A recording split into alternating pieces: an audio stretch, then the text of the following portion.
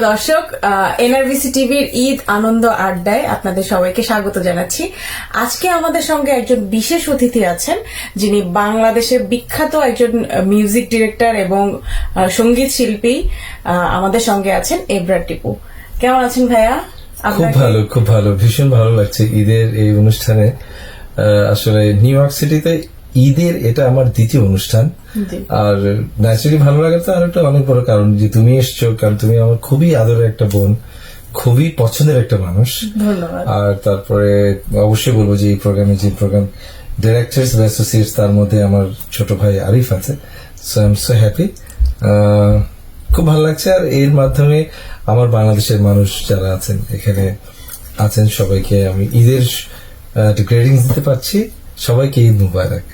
ভাইয়া, আমরা আজকে আড্ডা দিব, পাশাপাশি গানও শুনবো। আপনাকে পেয়েছি, আপনাকে কোনোভাবেই মিস করা যাবে না গান শোনা থেকে। তো আপনার কাছে আমরা ছোট ছোট গল্প শুনবো, কিভাবে আপনার সঙ্গীতে আসা, কিভাবে আপনি মিউজিক করা শিখেছেন, কোথা থেকে শিখেছেন। এবং আমরা জানি আপনি অনেক বিখ্যাত বিখ্যাত শিল্পীদের সঙ্গে কাজ করেছেন, একদম আমাদের একদম মোস্ট জুনিয়র শিল্পী থেকে সিনিয়রদের কাছেও আপনি গিয়েছেন, তাদের সংস্পর্শে আপনি কাজ করেছেন, মিউজিক করেছেন। এই গল্পগুলো আপনার মুখে শুনবো আমরা। আমার মিউজিকের ক্যারিয়ার যেটা আমি বলি যে আমার মনে নেই আসলে। আম্মা আমাকে বলে, আমি ছবিতে দেখি, আমাদের বাসায় অ্যালবাম যখন দেখি খুবই অবাক হয়ে যাই, যে আমি আমার 4 বছর 3 মাস বয়সে প্রথম আমার বোনের সাথে, আমার বোন ক্লাসিক্যাল গান করতেন, তো বোনের সাথে গুরুজি ধরে আছেন, আমি তবলা বাজাচ্ছি, তবলা আমার চেয়ে বড়, তো এই জন্য উনি আমাকে ধরে আছেন একটা বালিশের উপর বসে, আমি তবলা বাজাচ্ছি। এটা আমার প্রথম পারফরমেন্স 4 বছর 3 মাস বয়সে। মানে ফ্যামিলিতেই সঙ্গীতের চর্চাটা ছিল। হ্যাঁ, এটা তো বিশাল। আমি নীলফামারী সৈয়দপুর শহরে বড় হয়েছি। সৈয়দপুরটা হচ্ছে বলি, কারণ সৈয়দপুর শহরটা খুব ইন্টারেস্টিং। এটা ছিল বিহারি অধ্যুষিত জায়গা। মানে এটাকে আমি বলি একটা কম্বাইন কালচারের জায়গা, যেখানে পাকিস্তানি, বাংলাদেশি ফোক, রংপুরের ট্রেডিশনাল যে ফোক, এই সব কিছু একটা কম্বিনেশন আছে। আর স্পেশালি ওখানে ক্লাসিক্যাল মিউজিকের ভীষণ ইয়া ছিল, কারণ আমাদের ওখানে অনেক পুরাতন যারা বিহারি ছিলেন, তারা হয় কি, তাদের জীবন দিন শুরু হতো কিভাবে, মেহেদি হাসানজির গজল দিয়ে। এটা তো মানে দ্য টেস্ট অফ কালচার অনেক হাই ছিল। আর আমার বাসায় আমি তো সবচেয়ে ছোট ছিলাম, তো আমার আম্মা ভীষণ কালচারাল ছিলেন। তো আমাদের একটা টিম ছিল যারা নাটক, ছোট ছোট ছোট মঞ্চ নাটক, তারপরে বিভিন্ন আমাদের 21শে ফেব্রুয়ারি অনুষ্ঠান, 16 ডিসেম্বরের অনুষ্ঠান, এই অনুষ্ঠানগুলোকে উদযাপন করতে ওনারাই অর্গানাইজ করতেন। এবং আমাদের খুব রিচ। আমার জীবনে সন্ধ্যা ছিল কিরকম বলি, সন্ধ্যাটা হচ্ছে খেলা থেকে এসছি, আসার পরে দেখি বিশাল আমাদের উঠানে আম্মা সব বসানো, লোকজন বসা, চাটাই টাটাই বিছানো, মুড়ি টুড়ি মাখানো হচ্ছে, ডিম ভাজা হচ্ছে, পরোটা ভাজানো হচ্ছে। কি হবে আজকে? কাওয়ালি হবে। আচ্ছা, আজকে কাওয়ালি হলো। আরেকদিন কি হচ্ছে, কেউ গজল করতেছে, আরেকদিন কি হচ্ছে, কেউ পুরোনো দিনের গান গাচ্ছে, কেউ রবীন্দ্রসঙ্গীত করছে। এই ছিল আমাদের বাসার পরিবেশ। তো I started my life with tabla. আমি 18 বছর তবলা বাজিয়েছি এবং আমাদের ন্যাশনাল লেভেল পর্যন্ত নতুন পুরীতে আমি অ্যাটেন্ডেড, এবং পুরো বাংলাদেশের মধ্যে আমি কি বলবো চ্যাম্পিয়ন হয়েছিলাম। তো এটার পরে আমার এটা অনেক একদম ছোটবেলায় আমি 18 বছর তবলাই বাজিয়েছি, রংপুর রেডিওতে তবলা বাজাতাম বিভিন্ন জায়গায়। তো এটার পরে I started learning acoustic guitar. এটা হচ্ছে আজকে প্রিন্স মাহমুদ ভাইদের যেটা ব্যান্ড ছিল, দ্য ব্লুজ ব্যান্ড, ওই ব্যান্ডের গিটারিস্ট ছিল শিল্পী ভাই। ওনার কাছে প্রথম আমি তালিম নেই হচ্ছে 89-এ। গিটার তালিম নিয়ে মানে 2টো কর্ড শিখেছিলাম। এই 2টো কর্ড দিয়ে আমি কিন্তু মিরাকল মিউজিক কম্পোজার বা মিউজিশিয়ান তুমি বলতে পারো। সেটা হচ্ছে আমি 1 সপ্তাহে গিটার শিখে, নিজে নিজে রিসার্চ করে গিটার শিখে, পরের সপ্তাহে কনসার্ট করতে গিয়েছিলাম ঠাকুরগাঁয়ে। এবং সেই কনসার্ট আমার এখনো মনে আছে, 90-91 সালে আমার মনে আছে বাচ্চু ভাই সেই তুমি গানটা বাজিয়েছিলাম, এবং আরো অনেক গান বাজিয়েছিলাম। তার 1 সপ্তাহ আগে আমি গিটার সম্পর্কে কিছু জানতাম না। তো ছোটবেলায় আমার তবলা শেখার সাথে সাথে আমি আর একটা জিনিস শিখেছিলাম, সেটা হচ্ছে ইন্ডিয়ান ক্লাসিক্যাল মিউজিক, রাগ মিউজিক। তো এইটা শেখার জন্য আমি যে কোনো ইনস্ট্রুমেন্টে খুব তাড়াতাড়ি একটার সাথে আরেকটা মানে যেটাকে বলে কানেকশন, সারগামের কানেকশন, যেটা এটা আমি করতে পারতাম ছোটবেলা থেকে। অনেক ফিল্মে প্লেব্যাক করেছেন, মিউজিক করেছেন, তো সেই গল্পটা শুনতে যাচ্ছি। আমার প্রথম ছবি করেছি 2007-এ, মিউজিক করেছি। সেটা হচ্ছে ইন্টারেস্টিং ছবির নাম তুমি আমার স্বামী, ছবির নাম। তো ওটাতে গান আমার প্রথম প্লেব্যাকও ছিল আমার। আমি আর সামিনা আপা প্রথম গেয়েছি গান ওটাতে। মনে আছে আমার মনে মনে প্রেম ভালোবাসা, এটা কবির বকুল ভাইয়ের লেখা। আর ওই ছবিতে আমি 3টা গান করছিলাম। ইন্দ্রকিশোর দাদা, কনক চা পাপা, ওনাদের ডুয়েট ছিল। তো এটা হচ্ছে প্রথম ফিল্ম। তারপরে গ্রাজুয়ালি আসছে লাল টিপ, একটা ছবি খুব হিট করেছিল। ন্যান্সি আর আমার ডুয়েট একটা গান ছিল, লাল টিপের থিম সং। তো এরকম অনেকগুলো ছবির কাজ, অনেক ছবির কাজ করা হয়েছে। আচ্ছা, যেহেতু ফিল্মের প্লেব্যাকের গান কথা আসলো, আমরা একটা ফিল্মের গান শুনে পেলে, আপনার বিখ্যাত কোনো ফিল্মের একটা গান। কারণ আমরা কথা কম বলতে চাই, কথা গল্পও শুনতে চাই, গানও শুনতে চাই, গান একটু বেশি শুনতে আচ্ছা চাই। ঠিক আছে শুনে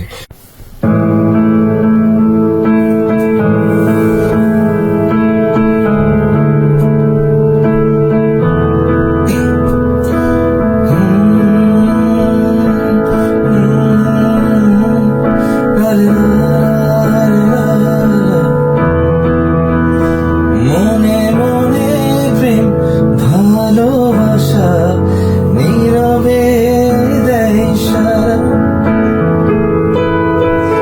চুপি চুপি কেউ করে যেন আমাকে দিশেহারা।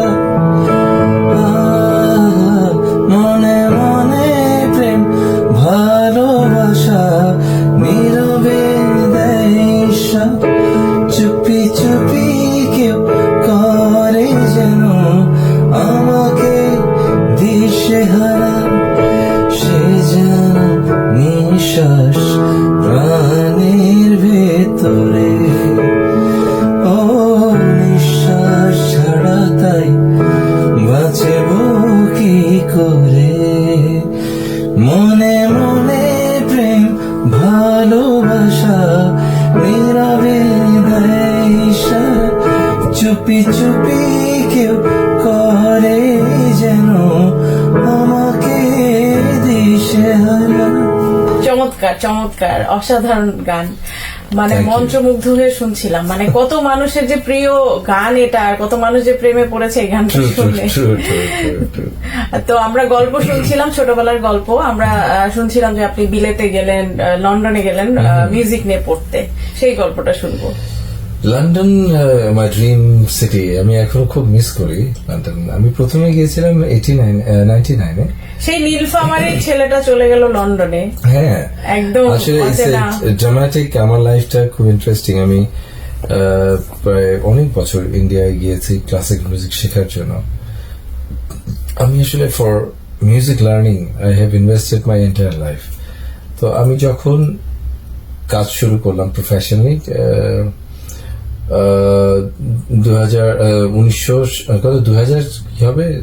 1997 না? হ্যাঁ, 1997-এ 4th জানুয়ারি আমি প্রথম রেকর্ড ছিল হাসান আবুজুর জুয়েল ভাইয়ের। এরপরে 1999-এ আমি লন্ডনে গেলাম প্রথমবার কনসার্ট করতে। I came back. আমার ওই লন্ডনে যাওয়ার পরে না আমার একটা মানে মনে হয়েছিল যে এই শহরে আমি যখন আইএসডি স্টুডিওটা ভিজিট করলাম, আমার কাছে মনে হলো যে এই ইনস্টিটিউশনটায় আমার পড়াশোনা করতেই হবে, সাউন্ড ইঞ্জিনিয়ারিং পড়তেই হবে।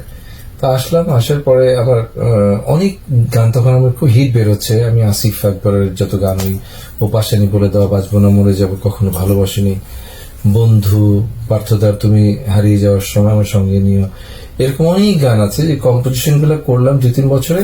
I earn lot of money.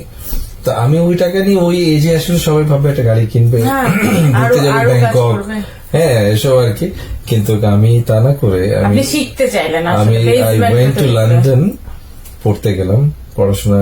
আমি western music designing, film scoring এর উপর পড়াশোনা করলাম, আর পড়লাম হচ্ছে সাউন্ড ইঞ্জিনিয়ারিং এর উপরে। তো আসলে এটা এই ধরনের সেক্টর এডুকেশন অনেক ব্যয়বহুল।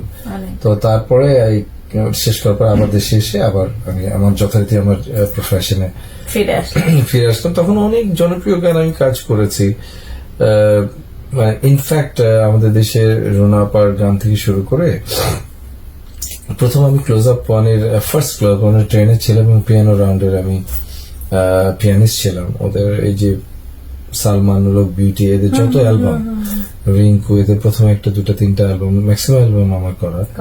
তারপর সামিনা আপার অনেকদিন সামিনা আপার ইয়ে ছিল, সে ফুল ফোটা ফুলঝরা অ্যালবাম, ওটাও আমার করা। হ্যাঁ, আপার অ্যালবাম, এরপরে ফাহমিদা আপার অ্যালবাম আমার এখনো মনে আছে, ইউসুফ জুলেখা, তারপরে বাপ্পা ভাইয়ের অনেক কাজ, জেমস ভাইয়ের কাজ, প্রয়াত বাচ্চু ভাইয়ের কাজ।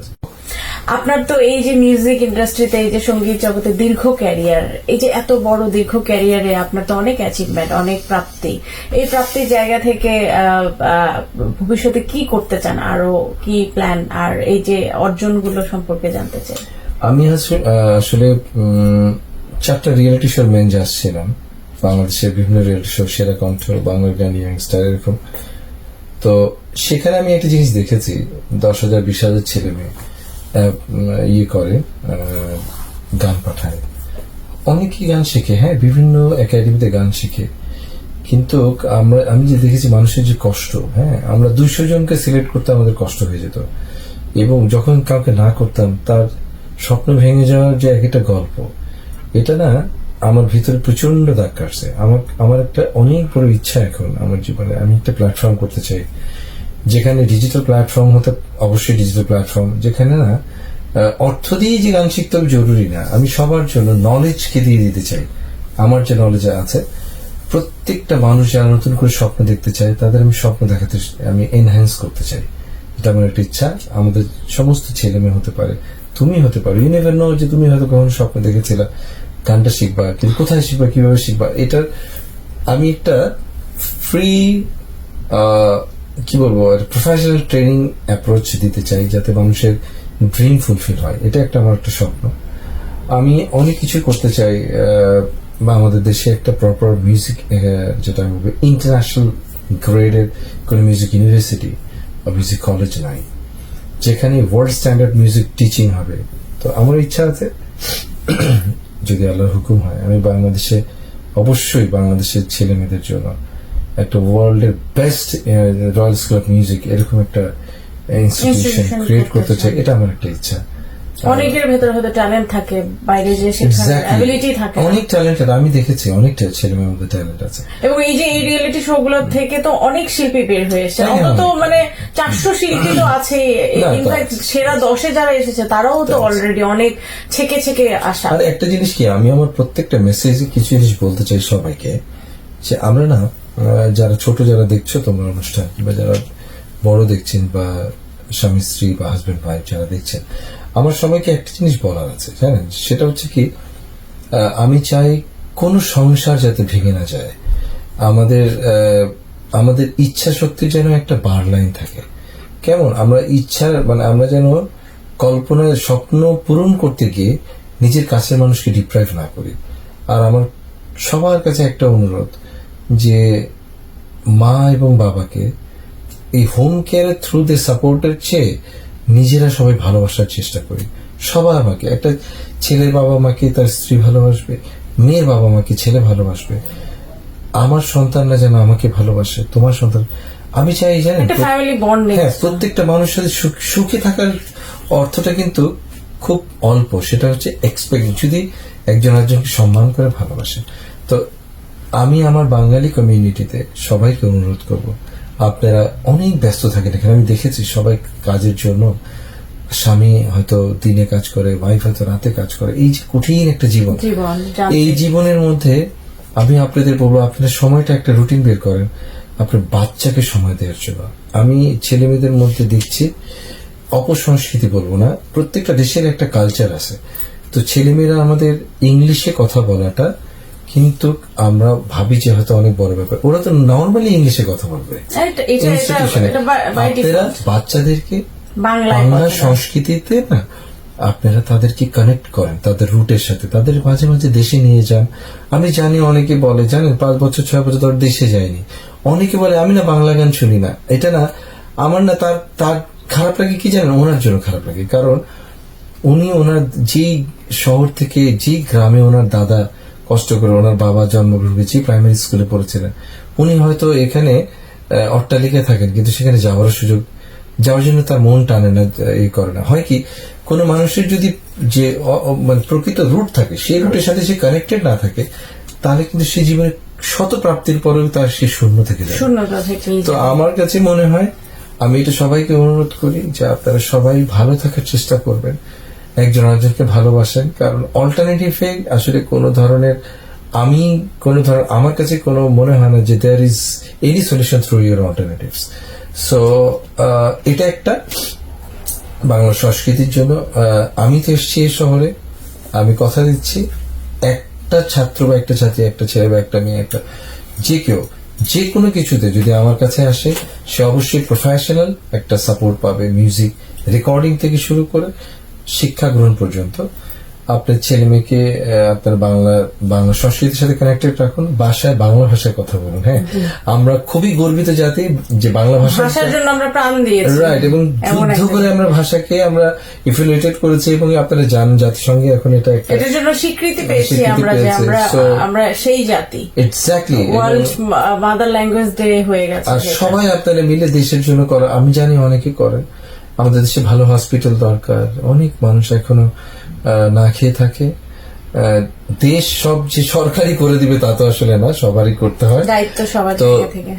এই যে বলা মিউজিক, আর ছেলে মেয়েকে প্রপার মিউজিক শেখান।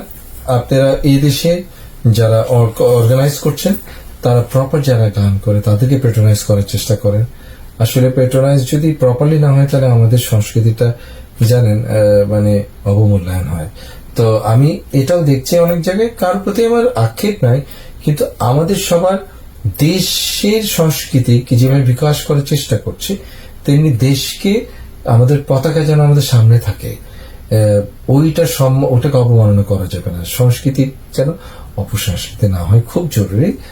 আর অপসংস্কৃতি অনেক মিনিং আছে। যে আরেকটা হচ্ছে, আমি খুব দেখছি যেটা আমাদের আমেরিকান এম্বাসি কিন্তু বাংলাদেশে প্রায় সেমিনার করে, বলে যে আপনারা, খুব দুঃখ লাগে, আমার ছোট লাগে, রুনা আপা থেকে শুরু করে সবাইকে যেতে হয়, ওনারা ডাকে, আমরা যাই, আমাদেরকে বলে আপনারা B1 B2 স্ট্যাটাসে কনসার্ট করবেন না, এটা একটা ভিসি ভিসায় স্ট্যাটাস, আপনারা এগুলো পৃথিবীতে করুন। সুতরাং আমি হাত জোর করে বলছি, দেশের সম্মান অর্থে, আপনাদের বেনিফিটের জন্য না, যে কোনো আর্টিস্ট আপনারা দেশে আসবেন, সম্মানের সাথে আসেন, গুছিয়ে কথাও বলেন। অনেক ইনফরমেশন আমরা জানলাম, অনেক মেসেজও পেলাম, অনেক ভালো ভালো তথ্য আমরা নিতে পারবো এখান থেকে। আসলে আমরা আমাদের জেনারেশনটা, আমরা যদি নেক্সট জেনারেশনকে আমাদের সংস্কৃতিটা পৌঁছে না দিই, তাহলে পরবর্তী জেনারেশন আর প্র্যাকটিস করবে না। এত কিছু কিভাবে ম্যানেজ করেন? আমি আসলে শিক্ষকতা করতে খুব স্বাচ্ছন্দ্য বোধ করি। Out of my music composition and singing, আমি proud to say that I am a teacher. আমরাও আপনার ভেতরে যে সত্তাটা আছে সেটা ছড়িয়ে যাক সবার মাঝে, বা যারা ক্রিয়েটিভ আপনার থেকে যেন নিয়ে পরের প্রজন্ম যেন ক্যারি করতে পারে, সেটা চাই। তা আমি জানি এখানে আপনি কিছু মিউজিক করেছেন আমাদের এখানকার, আমাদের কিছু গীতিকারদের, আমাদের ডক্টর সারোয়ার হাসান ভাইয়ের আপনি একটা গান করেছেন, গানটা আমার খুব পছন্দ। গান একটা করেছি, বিন্দুকণা গিয়েছেন, আমার মিসেস, আমার মিউজিক করা, খুব সুন্দর একটা গান, আপনারা শুনবেন সবাই। ওটা আসলে ফিল্মে আসবে ইনশাল্লাহ, উনি ফিল্ম প্রডিউস করতে যাচ্ছে। জি জি জি। তো যদি ওই গানটার লিরিক্স মনে থাকে, যদি 2 লাইন আমরা শুনতে পারি। এই মুহূর্তে মনে নাই, সত্যি ভুলে গেছি, দেখলে আমি অবশ্যই গেতাম, অবশ্যই হাসান ভাই খুশি হয়ে যেত। আরে আমি ভুলে গেছি, অ্যাকচুয়ালি মনে পড়লেই যেতে পারতাম। আচ্ছা, অসুবিধা নাই।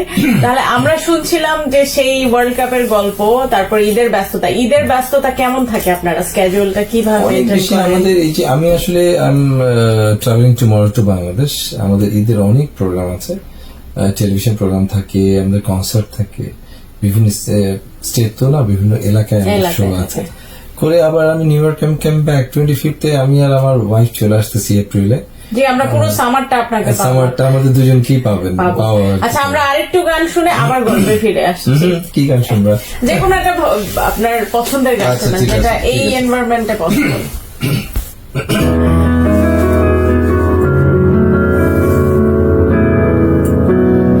আব্দুল করিম ওনার একটা গান করি।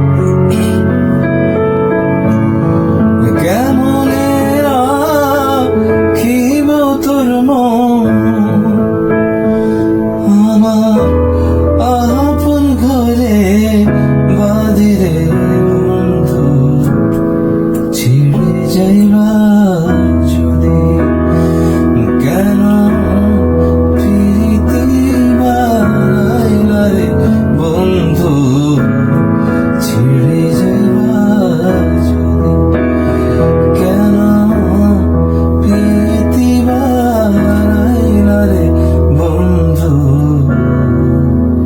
ছিড়ে যাইবা যদি। অসাধারণ অসাধারণ অসাধারণ, আমার খুব পছন্দের একটা গান। Thank এটা you. হাবিব ভাই ও গেয়েছিল, হ্যাঁ, cover করেছিল। কভার করেছিল। এই গানটা আসলে আমার সামিনাপার ডুয়েট ছিল আর কি। অসাধারণ, অসাধারণ। কবির বুকের ভাই লেখা গান। আমি চোখ বন্ধ করে এটার পিকচারাইজেশন চিন্তা করতে পারছিলাম, এত ডুবে গিয়েছিল। রিয়াজ ভাই ছিল, এটা রিয়াজ ভাই আর এটা মানে স্বপ্নু ছিলেন, এটা কাস্টিং আর কি। এই তো গেল প্লেব্যাক। আরো অনেক গল্প শুনতে চাই। আমরা জানি যে আপনি হচ্ছে বাংলাদেশের ওয়ার্ল্ড কাপ হয়েছিল, বাংলাদেশের T20 ওয়ার্ল্ড কাপ, সেই ওয়ার্ল্ড কাপের একমাত্র বাংলাদেশী হিসেবে আপনি ওয়ার্ল্ড ওয়াইড যিনি মিউজিক করেছেন, সেই গল্পটা একটু শুনতে চাই। আমরা খুবই গর্বিত আপনাকে নিয়ে। Thank you. World cup basically আমার জীবনে এটা ড্রিম প্ল্যাটফর্ম। আর আমার কাছে মনে হয় যে ওয়ার্ল্ড কাপটা আমার নাম, আমার জন্ম, আমার অবস্থান, আমার বলে না যে আমার জীবনের সাথে এটা সিল করা আর কি। তো ওয়ার্ল্ড কাপ আমার জীবনে আমি যত কাজ করেছি আজ অব্দি এটা সবচেয়ে বড় অ্যাচিভমেন্ট আমার। 2011 সালের 17 জানুয়ারি ওয়ার্ল্ড কাপ হয়েছিল এবং প্রোগ্রামটা হয়েছিল আমার মনে আছে পুরো একটা স্টেডিয়ামের মধ্যে হয়েছে, পারফরমেন্স হয়েছিল পুরো স্টেডিয়াম জুড়ে আর্টিস্ট। এক্স্যাক্টলি। এবং প্রাইম মিনিস্টার ছিল। রাইট, আমার সাথে আর্টিস্ট সিঙ্গার হিসেবে আরো 6 জন ছিল। আমি নিয়েছিলাম, আমার সাথে মিলা ছিল, বালাম, অর্ণব, আর কে ছিল, এডিটা ছিল, আর কে জানছি আমি নাম মনে করতে পারছি না, কণা ছিল। রাইট, কণা ছিল সাথে। আমার পিছনে আমাদের প্রি শোর যে সিঙ্গার তাদেরকে আমি নিয়েছিলাম ইচ্ছা করে, বলে অনেকে ছিল। তো আর সাথে মাস্কাট মানে ডান্স কোরিওগ্রাফিতে পারফরমেন্স 3000 আর্মি অফিসার ছিল আর কি। দ্যাট ওয়াজ ম্যাসিভ এবং কম্পোজড বাই কোরিওগ্রাফ বাই সন্তোষ শেট্টি।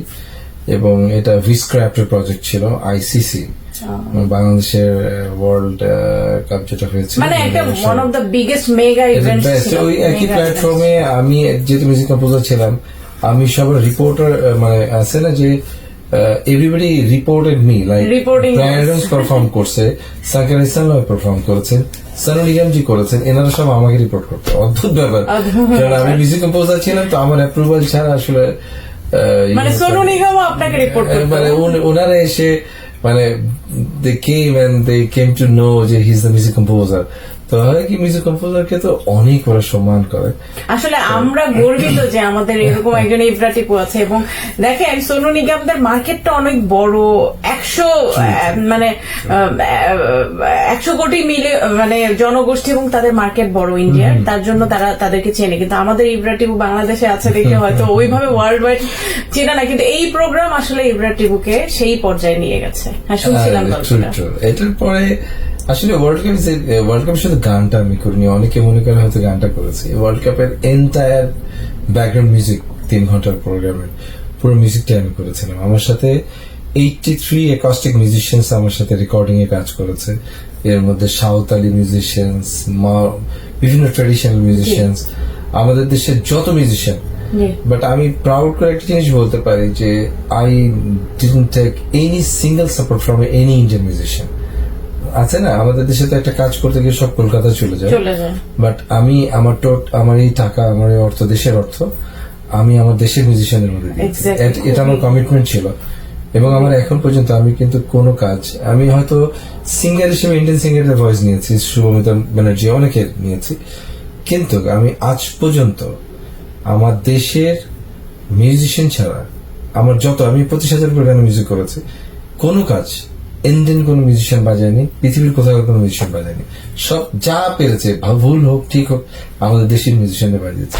এটাই আমার একটু অ্যাপ্রোচ আছে আর কি। অ্যাপ্রোচ আছে, এই জন্যই আপনি মানে লন্ডনে মিউজিক শিখে ওখানেই থেকে যেতে পারতেন, হ্যাঁ। ওয়ার্ল্ড ওয়াইড অন্য কোথাও আপনি জায়গা করে নিতে চাইতেন, Exactly. কিন্তু আমি আপনি কিন্তু দেশেই ফিরে এসেছেন আমাদের আমেরিকায় asset ধরে। এখানকার গ্রিন কার্ড হোয়াট এভার, আমার যে আল্লাহ আমাকে যে ইয়ে দিয়েছে, আমেরিকান গভর্নমেন্ট যে সম্মান দিয়েছে আমাকে, আমি তো এক্সট্রা অর্ডিনারি ক্যাটাগরিতে, তারা আমাকে Exactly, এখানে অবশ্যই। দিয়েছে, তো আমি এটাকে অনেক বড় সম্মান মনে করি।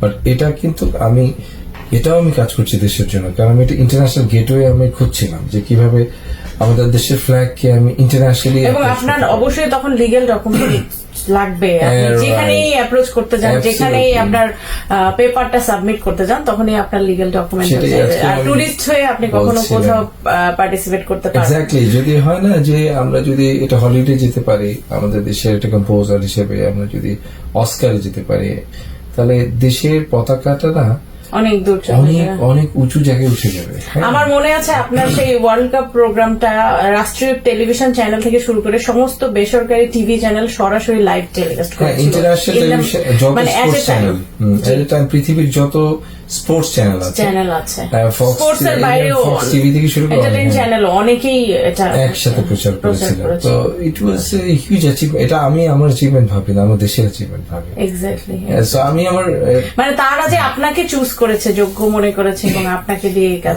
এটা ইট ওয়াজ ভেরি টাফ থিং। আমার কিন্তু আল্লাহই দিয়েছে ব্যবস্থা করে, এটা আমার 37 জন কম্পোজারকে বিট করে আমার এটা কাজটা পেতে হয়েছে। সো এটা ইভেন আই ওয়াজ নট, সত্যি এটা is miracle thing, I was not invited in the meeting even. তো কিভাবে জানি আল্লাহ করে দিছে। তো এটার একটা দারুণ হিস্ট্রি আছে, এটা অনেকে জানে না। আমরা একটু শুনতে চাই সেই গল্পটা।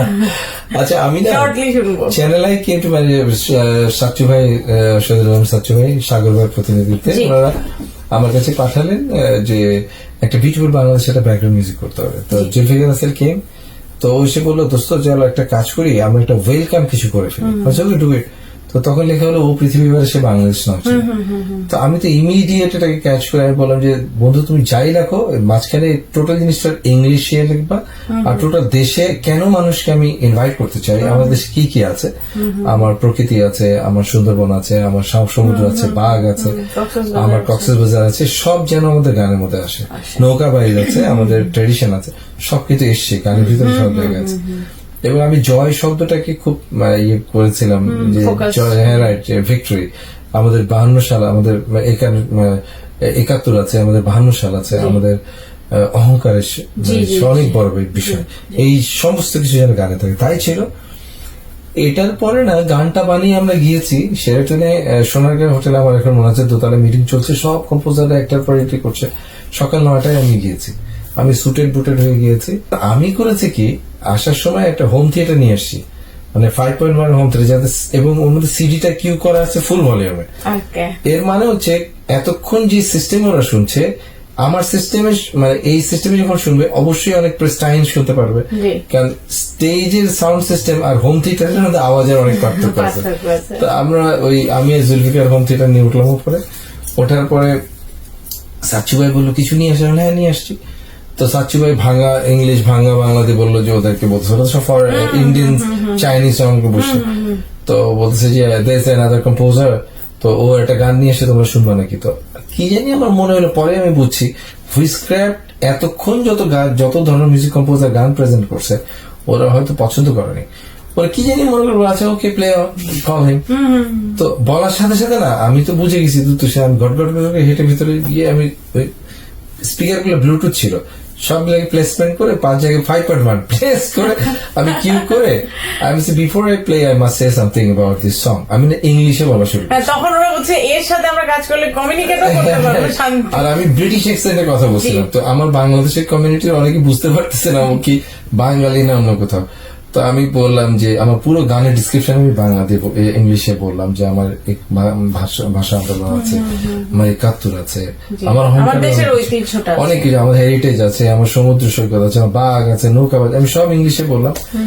আমার মা আছে, আমার ইমোশন আছে, এই কারণে তুমি আমার দেশে আসবা। হ্যাঁ, পুরোটা বলার পরে দেখি যে প্রথমে অনেক আওয়াজ হচ্ছিল, আমি কথা বলতে বলতে যে পিন ড্রপ সাইলেন্স হয়ে গেছে, মানে কেউ কোনো আওয়াজ নাই, 300-400 মানুষ। তারপরে বললাম যে না, okay I play my song. তো ওরা না আমার কথাই শুনতেছে, মানে 10 মিনিট ধরে কথা বলতেছি, বলবো শিওর শিওর প্লিজ প্লে বাজাও। তো আমি যেই শুরু করছি, নিশ্চয়ই তোমার মনে আছে এই গানটা শুরুতেই ও পৃথিবীর জোরে একটা অনেক চিৎকার জোরে আছে, হ্যাঁ, এবং হ্যাঁ, উইথ দ্য হিউজ রিদম। এই গানটা শেষ হয়েছে, ওই যে প্রাপ্তি মালহোত্রা আর সাবাজ ওরা দাঁড়ায় গেছে রীতিমতো, বলছে ইয়েস, আমরা তো এরকম গানে খুঁজতেছি। মানে আমরা ফিল্মে এই ধরনের একটা শট দেখি। তো তারপরে আমাকে বলতেছে যে if you don't mind, what's your name? So I said Ibrat. Okay, Mr. Ibrat, can you do us one favor? Ibrat, can you do the entire music for our work? I said yes, of course. তো এইভাবে আমি কিন্তু আল্লাহ পুরো achieve করে নিয়েছি। যেটা আমি ইনভাইটেডও ছিলাম না, ইনভাইটেড হচ্ছে, এনলিস্টেডও ছিলেন না না, এটা একটা প্রোটোকল দিয়ে হয়, তো আমি কোনো কিছু রান্নাতে ছিলাম না, আল্লাহ করাই করেছে। আর তাপস ভাইও আপনাকে ওখান থেকে পিক করেছে, উনিও Absolutely. মিউজিক করে, উনিও হ্যাঁ। মিউজিক ডিরেক্টর, রতন ছিলেন। তো এইভাবে আমি ওয়ার্ল্ড কাপে কাজ করেছি। আমি ঠিক না, আমাদের দেশের সম্মান নিয়ে আসা, আমি একটু একটা সিটিজেন হিসেবে আমি চেষ্টা করেছি আমার দেশের মানুষ। এটা বিশাল অ্যাচিভমেন্ট। আমরা কি ওই গানটা শোনার এই স্পর্ধা করবো?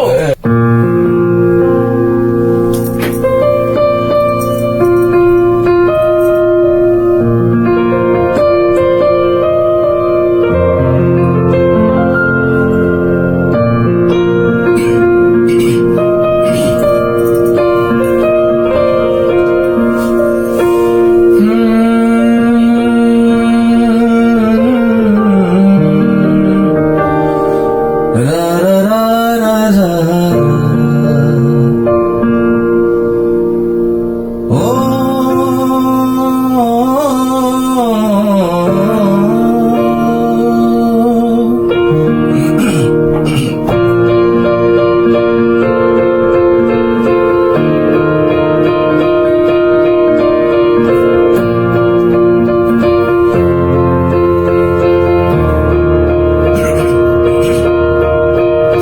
ও পৃথিবী এবার সে বাংলাদেশ নাও চিনে, ও পৃথিবী তোমায় জানাই স্বাগত এই দিনে। তারাদুম তারানানা, তারাদুম তারানানা, ও তারানানা, তারাদুম তারানানা। জয় দেখেছি প্রথম যেদিন, ভয় গিয়েছি ভুলে। জয় দেখেছি 21 সেদিন, এলো মাথা তুলে। জয় দেখেছি সূর্য ওঠা 71-এর দিনে। ও পৃথিবী এবার সে বাংলাদেশ নাও চিনে, ও পৃথিবী তোমায় জানাই স্বাগত এই দিনে। Thank you, thank you, thank you. এখন ব্যস্ততা কি নিয়ে? আপনি নিউ ইয়র্কে থাকছেন, বাংলাদেশে যাচ্ছেন, নিউ ইয়র্কের কমিউনিটিকে সার্ভ করছেন, বাংলাদেশের কমিউনিটিতে প্রচুর ব্যস্ত সময় কাটাচ্ছেন। ব্যস্ততা নিয়ে শুনবো। আর সামনে ঈদ আসছে আমাদের, ঈদের সময় আপনাদের খুবই রাশ টাইম যায়, প্রচুর কাজ থাকে, Sure. সেই কাজগুলো নিয়ে শুনবো। আমি যদিও এর আগে 3-4 বার এসেছি নিউ ইয়র্কে, কিন্তু আমার এবারকার আসাটা অন্যরকম, থাকার মতো। এবার আপনি এসছেন গ্রিন কার্ড হাতে নিয়ে, প্রাউড আমেরিকান। অন্যরকম। তো একটা জিনিস হচ্ছে যে এখানে ব্যস্ততা অনেকগুলো কনসার্টের অফার আছে আমার, কানাডায় আছে, এখানে আছে। তো এবার সামারটা পুরোটাই আমি এখানে থাকবো, একদম উইন্টার আশা করি ইনশাল্লাহ নভেম্বর পর্যন্ত এখানে আছি ইনশাল্লাহ এবার। আর এর ফাঁকে ফাঁকে একটু দেশে যাব, আবার আসবো। যেমন দেশে আমার একটা প্রজেক্ট চলছে, জেমস অফ নজরুলের, ওটার ফাউন্ডার মেম্বার আমি। আমাদের একটা প্ল্যান আছে, আমরা 64টা জেলায় নজরুলের আদর্শ, নজরুলের ফিলসফিটা মানুষের মধ্যে দেওয়ার জন্য, নতুন জেনারেশনের ভিতরে দেওয়ার জন্য, উদ্বুদ্ধ করার জন্য আমরা 64টা জেলায় 2টো গান কম্পোজ করছি, প্রায় 200 আর্টিস্ট আমরা একসাথে পারফর্ম করব, এবং এটা একযোগে রেডিও, টেলিভিশন সব জায়গায় প্রচার হবে। এটার একটা আমাদের প্রজেক্ট আছে এবার ঈদে। আমি আরো ঝর্ণা সরোয়ার আপা নামে একজন অ্যালবাম করছি, আমার নিজে সোলো অ্যালবামে কাজ করছি, আমার ওয়াইফ বিন্দু কণা উনিও গান করেন খুব ভালো, জি, জি, আমরা আপনারা জানেন। ওনারও আমেরিকা কানাডায় অনেক কনসার্ট আছে। তো ও আচ্ছা, আপনাদের টেলিভিশন ইয়েতে আমি একটু প্রচার করে দিতে চাই, অনেকে জানতে চেয়েছে আমাদের how to get us, like Ibrar টিপুকে পেতে গেলে ইব্রার টিপুর ফেসবুকে গিয়েও আপনারা আমাকে ইয়ে করতে পারেন ফর কনসার্ট। আমার মিসেস বিন্দুকণার জন্য আপনারা করতে পারেন, অথবা আমার নিউ ইয়র্কের নাম্বার হচ্ছে 6462993414 এবং হোয়াটসঅ্যাপ হচ্ছে বাংলাদেশের নাম্বার 01711000371। এখানে আপনারা ফোন করে you can get us for concert. সবাই কিন্তু ফোন দিবে আপনাকে, বাংলাদেশের ভক্ত। No problem. আর অনেকগুলো প্রজেক্টে কাজ হচ্ছে এখানকার, রানু আপার কিছু কাজ করছি আমি। এটা আমাদের প্রিয় শাহনাজ ভাই, গোল্ডেন হোম কেয়ার প্রতিষ্ঠাতা শাহনাজ ভাই, জি। ওনার ওয়াইফ উনি। তো ওনার কিছু গান এখানে, চন্দ্রা কিছু কাজ করবে, আমার ছোট বোন চন্দ্রা আছে এখানে, চন্দ্রা রায়। চন্দ্রা রয় আমাদের রথীন্দ্রনাথ রায়ের মেয়ে। ছাড়াও এখানে অনেকেই আছেন যারা গান করতে চাচ্ছেন। হ্যাঁ, আমার পরিচিত একজন আছে যিনি গান করতে চায়, পাঠিয়ে দেবো। এরকম অনেকেই আছে গান করবেন। এবং আমি এখানে একটা প্রতিষ্ঠান করতে যাচ্ছি, যেটা হচ্ছে আমাদের কালচার এক্সচেঞ্জ সেন্টার ক্রিয়েট করবে, এটা আমার ড্রিম। জি। যেটা বাংলা সংস্কৃতি আমাদের এই জেনারেশনের ভিতরে যাতে প্রফেশনাল ট্রেনিং একটা ইনস্টিটিউট করে, যেখানে Exactly. সবাই আমার কাছে গান শিখতে পারবে, ক্লাসিক্যাল মিউজিক, গিটার শিখতে পারবে, পিয়ানো শিখতে পারবে বা কিবোর্ড শিখতে পারবে, মিউজিক কম্পিটিশন শিখতে পারবে। এবং এগুলো কিন্তু professional training, it's not like normal. এটা আমি royal school of music, Trinity school of music, airman conservatory এবং আমার বাংলাদেশে ইব্রাটিভ একাডেমি মিউজিক, আমার একটা একাডেমি আছে ইটাম, এই সমস্ত প্রতিষ্ঠানের সিলেবাসকে এনভায়রন করে আমি এটা করেছি। যেখানে ভয়েস ট্রেনিং থেকে শুরু করে classical music, folk music, whatever, সব ধরনের মিউজিকের গবেষণা পর্যালোচনা। যেমন আছে না, অনেকেই গান করে দে ডোন্ট আন্ডারস্ট্যান্ড মাইক্রোফোন, কোন মাইকে কিভাবে গাইতে হবে, এটা একটা ট্রেনিং দরকার, তাই না?